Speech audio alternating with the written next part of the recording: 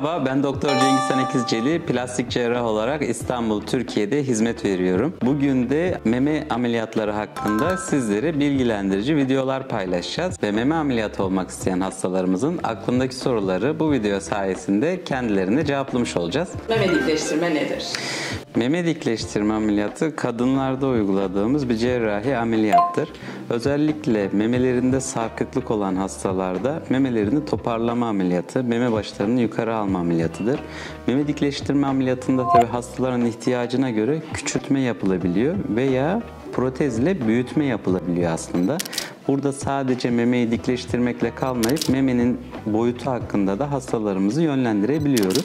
Çünkü her hastanın vücuduna göre olması gereken bir meme boyutu var. Tabii bu meme boyutunu hastaların isteğine göre şekillendiriyoruz. Biz kendi önerilerimizi söylüyoruz boyut olarak. Aynı zamanda hastaların da görüşlerini soruyoruz ve onların istediği şekilde sadece memeyi dikleştirelim mi? Memeyi dikleştirirken içine bir protez koyup daha büyük hale getirelim mi? Bunları hastalarla paylaşıyoruz ve ortak bir noktada anlaştıktan sonra da ameliyatlarımızı planlıyoruz. Meme dikleştirme ameliyatı yapılırken kullandığınız teknikler nelerdir? Şimdi meme dikleştirme ameliyatı yaparken aslında izler değişiyor tekniklere bağlı olarak. Her hastada mutlaka meme başını yukarı alma işlemi yapıyoruz. O yüzden meme başının etrafında mutlaka bir iz oluyor. Bu sadece meme başının etrafından yapılan bir dikleştirme. Bunu ama her hasta için aynı tekniği uygulamayız.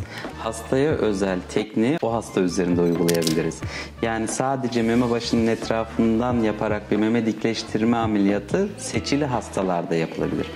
Bazı hastalarda meme başının etrafından aynı zamanda yukarıdan aşağı lollipop şeklinde bir izle dikleştirme ameliyatı yapabiliyoruz. Bu da yine seçili hastalarda. Bazı hastalarda da meme başının etrafından lollipop gibi ve ters T dediğimiz şekilde izleri olacak şekilde ankor şeklinde bir izle de meme dikleştirme ameliyatını yapabiliyoruz. Bu teknikler tabii ki hastanın vücuduna göre ve hastanın isteğine göre şekillendirdiğimiz teknikler. Özellikle hastanın implant kullanılacaksa veya fazla miktarda bir küçültme yapılacaksa hastaya uygun tercihi doktorla birlikte hastanın vermesi gerekiyor. Yani demek istediğim her hastada şu teknik uygulanır demek yanlış. Hastaya göre bu tekniklerden biri seçilir ve hasta üzerinde uygulaması yapılabilir. Meme dikleştirme ya da meme ameliyatlarında bir his kaybı oluşuyor mu hastalarımızda? Çok güzel bir soru. Meme başında his kaybı çok nadir de olsa olabiliyor. Bu bazen asimetrik, yani sağ tarafta ya da sol tarafta, bazen de her iki tarafta da olabiliyor. Çok nadir de olsa bu olabilecek bir komplikasyon. O yüzden hastaların ameliyata girmeden önce kesinlikle bu sorunun cevabını dinlemeleri gerekiyor ve bilinçli olarak bu ameliyata girmeleri gerekiyor. Meme dikleştirme yaptırmak için ideal bir yaş var mıdır? Meme dikleştirme ameliyatları çocukluktan itibaren meme gelişimini tamamladıktan sonra yapabileceğimiz ameliyatlar. O yüzden 18 yaşını doldurmadan önce hastalara biz bir meme ameliyatı düşünmüyoruz. Tabii çok anormal durumlar haricinde. 18 yaşından üstünde olan hastalara estetik amaçlıysa özellikle meme dikleştirme ameliyatı yapılabilir. 18 yaşından üstündeyse özellikle meme dikleştirme ameliyatı her yaş için uygundur.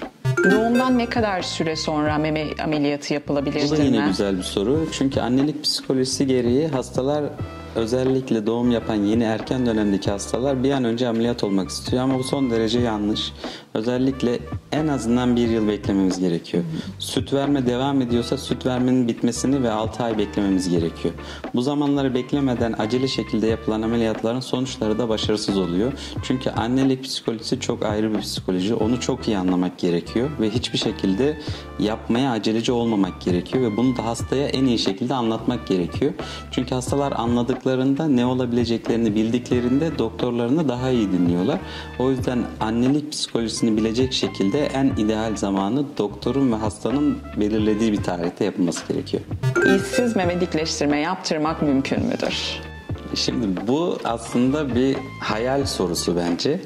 Herkes tabii ki ameliyat izinden korkuyorlar. Yani bazen de hastalar bu iz olmasın da bir çözüm olsun diye de bekliyorlar. Ama maalesef izsiz bir meme dikleştirme ameliyatı yok. İple meme askılama teknikleri denenmiş. Belki hala uygulayanlar vardır. Onları da biz plastik cerrahlar kesinlikle kabul etmiyoruz öyle bir şeyi. Geçici ve çok suni bir sonuç oluyor çünkü o. Özellikle hastanın ihtiyacı varsa mutlaka ama mutlaka iz olacağını bilerek muayeneye gelmelerini tavsiye ederim. Meme dikleştirme ameliyatında sizden en çok gelen soruları ve mantıklı olan soruları sizlerle paylaşmaya çalıştım. Kendi bilgimi, kendi tecrübemi sizlere aktarmaya çalıştım. Tabii ki konuşmadığımız konular varsa sorabilirsiniz. Memnuniyetle bu sorulara da cevap vermek isterim. Çünkü ameliyat öncesinde mutlaka muayeneye gitmeden önce bazı bilgilere sizlerin de sahip olması gerekiyor. Bu videoyu da zaten bu amaçla çektik.